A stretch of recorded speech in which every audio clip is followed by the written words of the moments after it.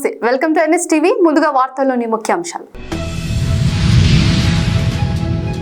అమరావతి ప్రాంతంలో జగన్ పేదలకు సెంటు స్థలాలను కేటాయించారు.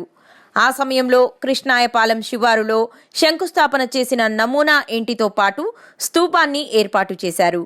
అయితే కొందరు గుర్తు తెలియని వ్యక్తులు ఏర్పాటు చేసిన స్తూపాన్ని, శిలాఫలకాన్ని జేసీబీతో ధ్వంసం చేశారు. ఈ ఘటనపై వైసీపీ నాయకులు తీవ్రంగా మండిపడుతున్నారు.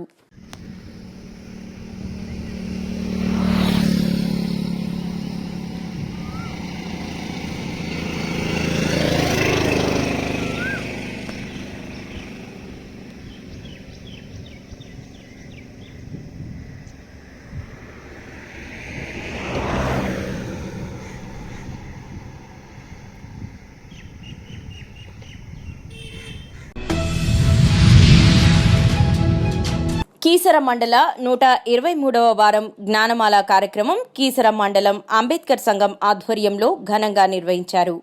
ఈ కార్యక్రమానికి ముఖ్య అతిథిగా చిర్యాల గ్రామ పంచాయతీ మాజీ సర్పంచ్ పులుగుర్ల లావణ్య శ్రీనివాస్ పాల్గొన్నారు.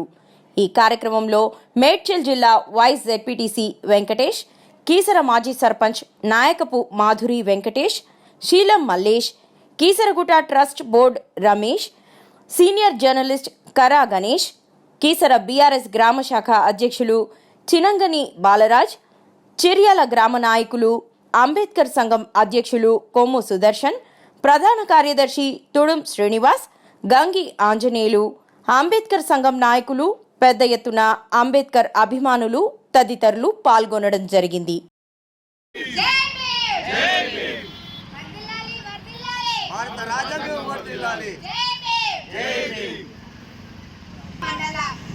అంబేద్కర్ సంఘం అధ్యక్ష వహిస్తున్న సుదర్శన్న గారికి, కమిటీ సభ్యులందరికీ నమస్కారాలు.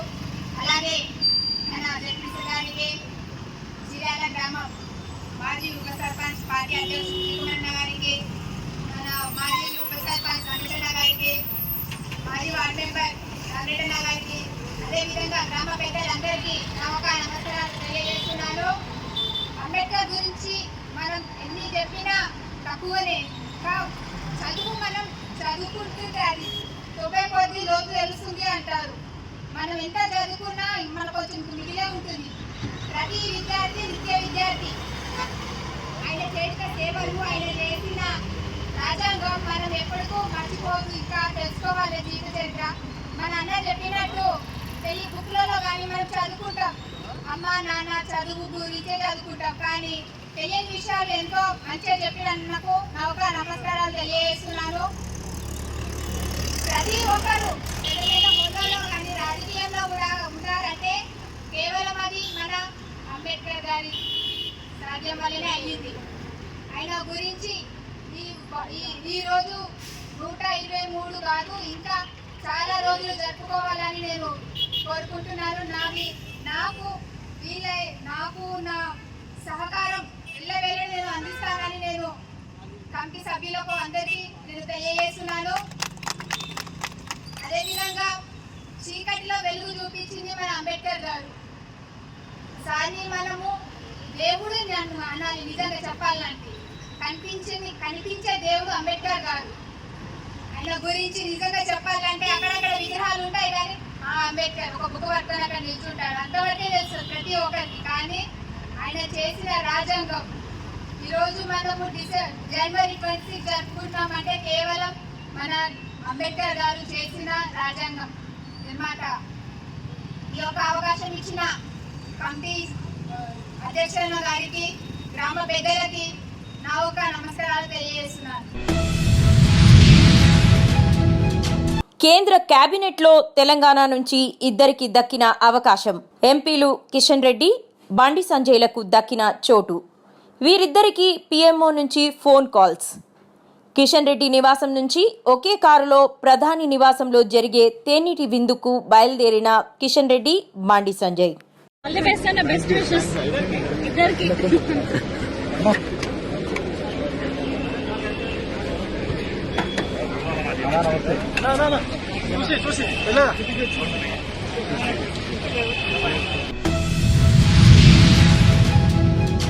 టీటీడీ ఇంజనీరింగ్ టెండర్లలో భారీ కుంభకోణం.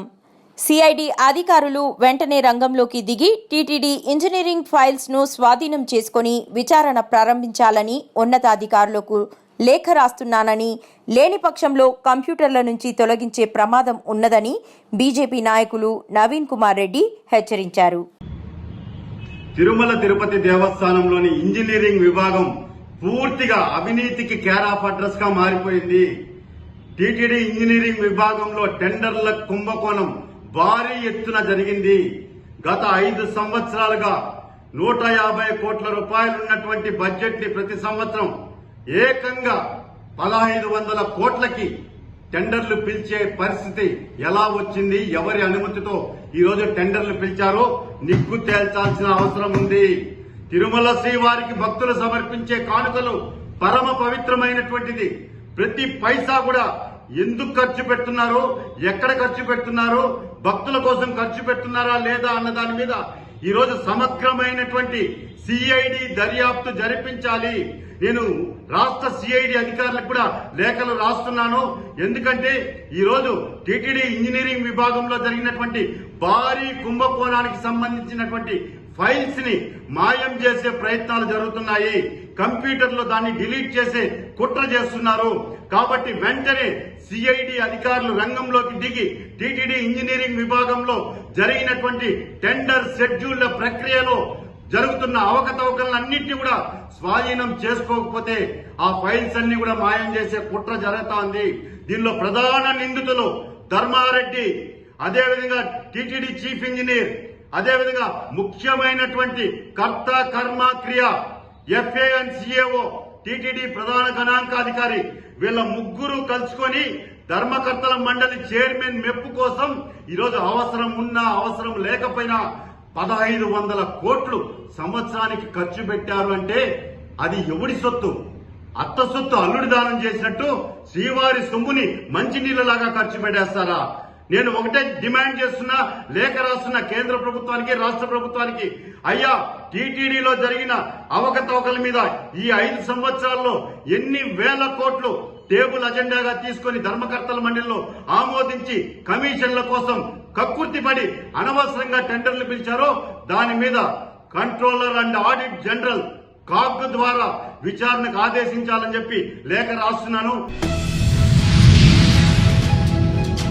డాక్టర్ బిఆర్ అంబేద్కర్ కోనసీమ జిల్లా పి గన్నవరం 46 అసెంబ్లీ నియోజకవర్గ జనసేన పార్టీ ఉమ్మడి కూటమి అభ్యర్థి గిడ్డి సత్యనారాయణ గారు 33,347 ఓట్ల మెజారిటీతో శాసనసభ్యులుగా విజయం సాధించిన సందర్భంగా జనసేన పార్టీ కార్యాలయంలో దుశ్శాలువతో, పూలమాలలు, పూలగుచ్చాలతో సత్కరించి కేక్ కట్ చేసి హృదయపూర్వక అభినందనలు, శుభాకాంక్షలు తెలియజేసిన సామాజిక సంఘ సేవకులు ఐనవిల్లి మండల జెడ్పీటీసీ మాజీ సభ్యురాలు మరియు కరోనా వారియర్స్ శ్రీమతి గంగుమళ్ళ కాశీ అన్నపూర్ణ శ్రీనివాస్ దంపతులు, జిల్లా బీజేపీ ఉపాధ్యక్షులు గనిశెట్టి వెంకటేశ్వరరావు, జనసేన రాష్ట్ర నాయకులు.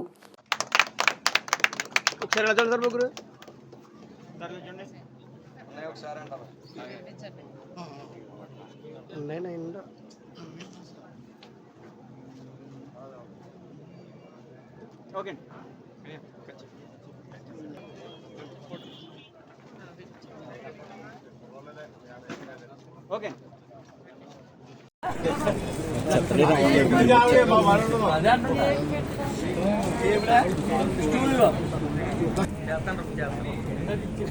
వెంకటేశ్వర మీ గుడి దగ్గర కొంచెం దగ్గర నుంచి వెంకటేశ్వర గారు. ఓకే, రెడీ అండి, నిలచండి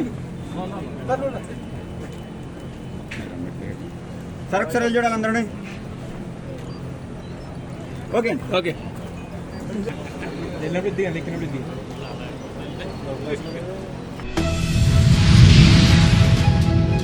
నీట్ ఎగ్జామ్ స్కామ్, తమకు న్యాయం చేయాలంటూ విద్యార్థుల ఆందోళన.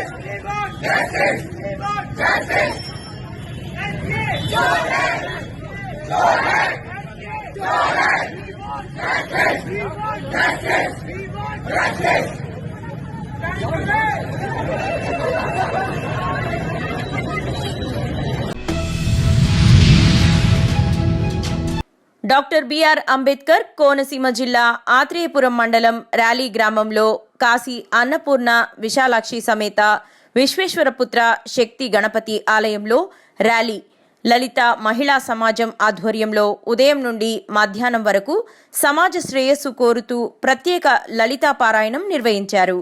ఈ కార్యక్రమంలో లలిత మహిళా సమాజం అధ్యక్షురాలు పసుపులేటి గంగా నాగమణి మరియు సమాజం మహిళా సభ్యులు పాల్గొన్నారు.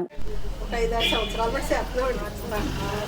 6 సంవత్సరాలు గ్రామం అంతా బాగుండాలండి, అందరూ బాగుండాలనండి, అందరికీ మంచి నామస్మరణ అందరి నోటంప పలకాలనండి.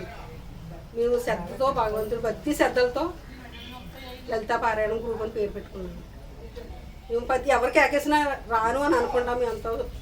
మాకెంతో సేవ దొరికిందని భాగ్యంతో సంతోషంతో మేము ప్రతి ఇంటికి వెళ్ళి చేస్తున్నాం సార్. ఎవరికి ఎక్కిస్తే వాళ్ళ ఇంటికి కేశవ స్వామి గుడికి వెళ్ళండి, శివాలయం గుడి, ఏ గుడిలోనైనా అండి. వాళ్ళలో ఏమనుకుంటారో మనకు అంత అనవసరం, మన భగవంతుడి సేవ చేస్తున్నామండి. మందితో వాళ్ళు పారాయణం అండి. ఎవరు ఇళ్ళల్లో ఇల్లు కట్టుకుంటే వాళ్ళకి ఎక్కిస్తే వెళ్ళని అనుకుంటా వెళ్ళి చేస్తున్నాం సార్. ఆనందంగా సంతోషంగా ఉందండి సేవ చేస్తాం. ఎవరైనా ఏమన్నా అనుకున్నా ఏదన్నా అనుకున్నా పట్టింపు లేదండి, మన భగవంతుడి సేవ చేస్తున్నామండి, అంతే మనకి. పసుపులేటి నాగమణి, గంగా నాగమణి, పసుపులేటి.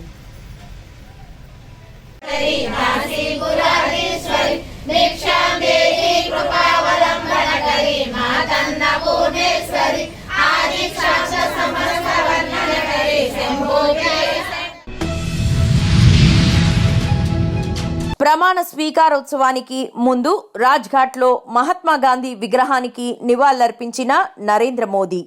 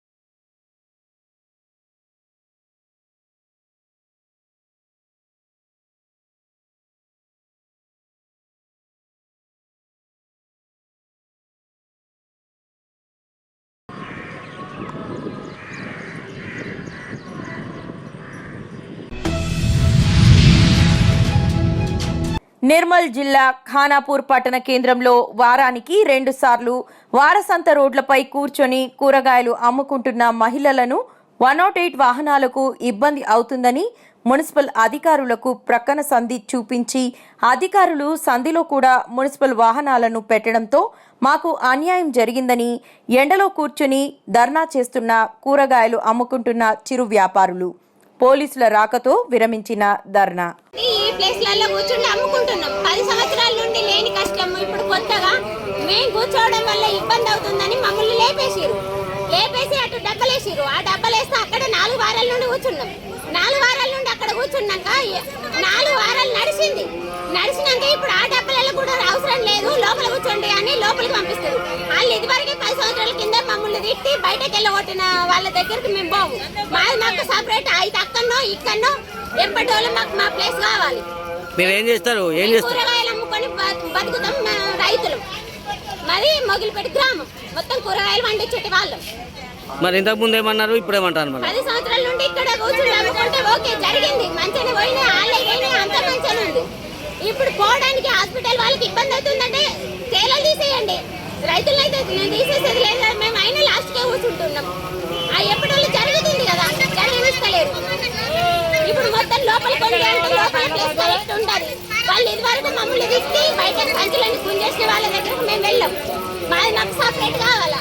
పోయిన 4 వారాల నుండి అక్కడ కూర్చొనిచ్చిరా, అక్కడ కూర్చొనిచ్చిన కాడ కూర్చోమన్నా అక్కడనే కూర్చుంటాం, లేదా ఇక్కడ కూర్చోమన్నా ఇక్కడనే కూర్చుంటాం, కానీ లోపలికి మాత్రం వెళ్ళాం. మొత్తం మున్సిపాలిటీ ఆఫీస్ బండ్లన్నీ అక్కడ పెట్టేసిరు. ఇవాళ మాకు కూర్చోకుండా వేసిరు. మీరు కూర్చోకుండా? మేము కూర్చోకుండా. చిత్తూరు నగరంలోని గాంధీ కూడలి వద్ద ఎన్టీఆర్ విగ్రహాన్ని టీడీపీ శ్రేణులు పునః ప్రతిష్టాపన చేశారు. మాజీ మంత్రి Palamaneru MLA Amarnath Reddy, Puthalapattu MLA doctor Kalikiri Muralimohan, Chandragiri MLA Pulivarthi Nani, మాజీ ఎమ్మెల్సీ దొరబాబు ఆధ్వర్యంలో విగ్రహ ప్రతిష్టాపన కార్యక్రమం నిర్వహించారు. ఓవైపు జోరుగా వాన కురుస్తున్నా లెక్క చేయకుండా విగ్రహ ప్రతిష్ఠ గావించారు.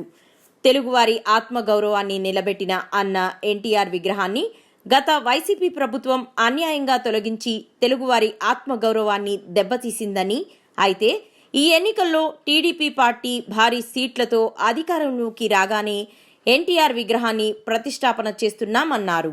ఈ కార్యక్రమంలో మాజీ మంత్రి Palamaneru MLA N Amarnath Reddy, Puthalapattu MLA doctor Kalikiri Muralimohan, Chandragiri MLA Pulivarthi Nani, మాజీ ఎమ్మెల్సీ దొరబాబు, రాష్ట్ర కార్యదర్శి గురజాల సందీప్ మరియు జిల్లా నాయకులు, నియోజకవర్గ నాయకులు, మండల నాయకులు, కార్యకర్తలు, పార్టీ శ్రేణులు పాల్గొన్నారు. ఎన్నికల తర్వాత తెలుగుదేశం పార్టీ వ్యవస్థాపక అధ్యక్షులు కీర్తిశేషులు నందమూరి తారక రామారావు గారి విగ్రహం ఏదైతే దాదాపు 30 సంవత్సరాల మునుపు ఇక్కడ ప్రతిష్ఠించడం జరిగిందో ఆ విగ్రహాన్ని తీసివేయడం జరిగింది అప్పటి ప్రభుత్వంలో. ఆ రోజే కూడా మేము కలెక్టర్ గారితో చెప్పాం, అక్కడ ఉన్నటువంటి పోలీస్ అధికారులతో చెప్పాం, అయ్యా ఇప్పుడుది కాదు, ఇది ప్రభుత్వం ఏర్పాటు చేసినటువంటి విగ్రహం. ఆనాడు ఏఎస్ మనోహర్ గారు మున్సిపల్ చైర్మన్గా, అదేవిధంగా జిల్లాలో ఉండేటువంటి అందరూ శాసనసభ్యులు, గోపాలకృష్ణారెడ్డి గారు మంత్రిగా, రామకృష్ణారెడ్డి గారు పార్లమెంటు సభ్యులుగా, అందరూ శాసనసభ్యుల శిలాఫలకం కూడా దానిపైన ఉంటే దాన్ని హై హ్యాండెడ్గా తీసి ఎత్తుకు వెళ్ళి మా పార్టీ ఆఫీస్లో ఆ రోజు పోలీస్ యంత్రాంగం మొత్తం కూడా, రెవెన్యూ యంత్రాంగం, పోలీస్ యంత్రాంగం, అప్పటి అధికారులు, అప్పటి అధికార పార్టీ ప్రజాప్రతినిధులు మరి ఆ విగ్రహాన్ని తీసివేస్తే మేము ఎంత ప్రయత్నం చేసినా ఆ రోజు మేము తిరిగి ఆ విగ్రహాన్ని ఇక్కడ పెట్టుకునేటువంటి పరిస్థితి లేకపోయింది. ఈరోజు మళ్ళీ తెలుగుదేశం ప్రభుత్వం అధికారంలోకి వచ్చిన తర్వాత అదే ఎన్టీ రామారావు గారి విగ్రహాన్ని ఇక్కడే గాంధీ యొక్క స్టాచ్యూ ఏదైతే ఉందో దాని పక్కన అప్పటి ఉన్నటువంటి శాసనసభ్యురాలుగా ఎవరైతే కీర్తిశేషులు మరి డీకే ఆదికేశవులు గారి సతీమణి గారు ఆ రోజు ఈ ప్రాంతాన్ని డెవలప్ చేసి ఇక్కడ విగ్రహం ప్రతిష్ఠించాలని చెప్పి ఆ రోజు ఆమె కోరిక మేరకే ఈరోజు ఈ కార్యక్రమాన్ని మొట్టమొదటగా విగ్రహం ఇక్కడికి తీసుకొచ్చి పెట్టడం జరిగింది. చిత్తూరులోని Pallavi academy smart kids abacus institute అధినేతలు పల్లవి తారక్ రామ్ నిర్వహించిన 2వ వార్షికోత్సవ కార్యక్రమానికి అతిథులుగా విచ్చేసిన అమ్మఒడి ట్రస్ట్ ఫౌండర్ చెరుకూరి పద్మనాభ నాయుడు, విజయం ఎడ్యుకేషనల్ ఇన్స్టిట్యూట్ అధినేత శైలజ తేజోమూర్తి, పల్లవి అకాడమీలోని విజేత పిల్లలు 150 మందికి పైగా బహుమతులు అందజేశారు. పల్లవి అకాడమీ పిల్లల టాలెంట్లను పద్మనాభ నాయుడు, శైలజ తేజోమూర్తి అభినందించారు.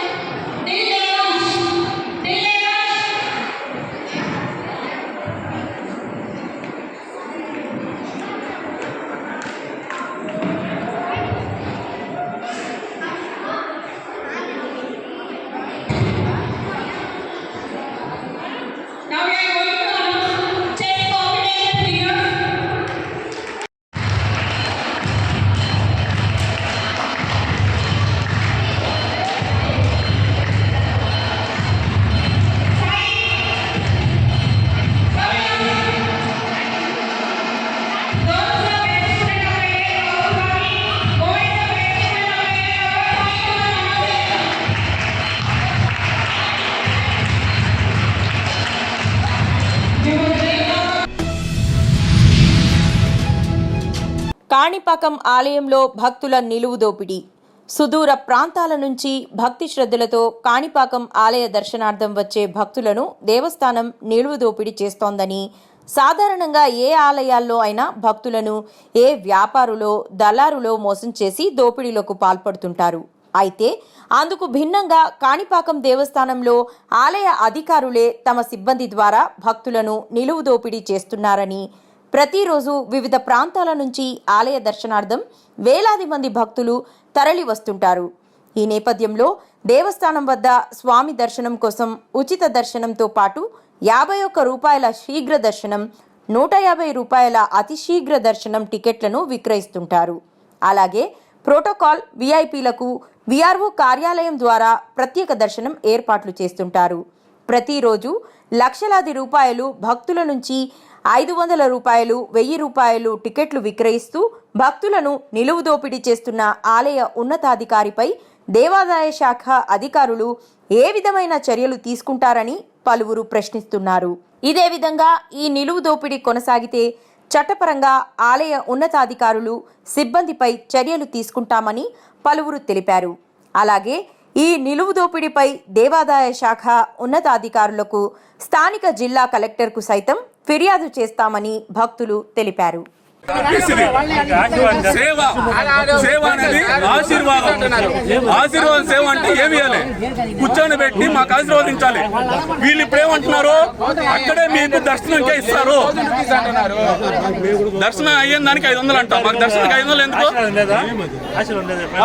వాళ్ళు ఇప్పుడు చూడండి, ఇప్పుడు ఇప్పుడు ఈ టికెట్ చూడంగానే ఈయన ఏమన్నాడు, ఇది ఆశీర్వాదం టికెట్, దర్శనం టికెట్ కాదన్నాడు. అప్పుడు ఎవరిని పోయి అడగాలి మేము? మీరు మార్పింగ్ దీంట్లో మార్పింగ్ వద్దు. ఈయన అన్నాడు ఇది ఆశీర్వాదం టికెట్, దర్శనం టికెట్ కాదని. దీంతో క్లియర్ గా ఉంది. ఇదో సేవ, సేవ మీద కరెక్ట్ క్లియర్ గా చూడండి ఏమైనా సేవ ఉంది. కౌంటర్ ఉంటుంది. సార్ పేరు సార్ సుమన్.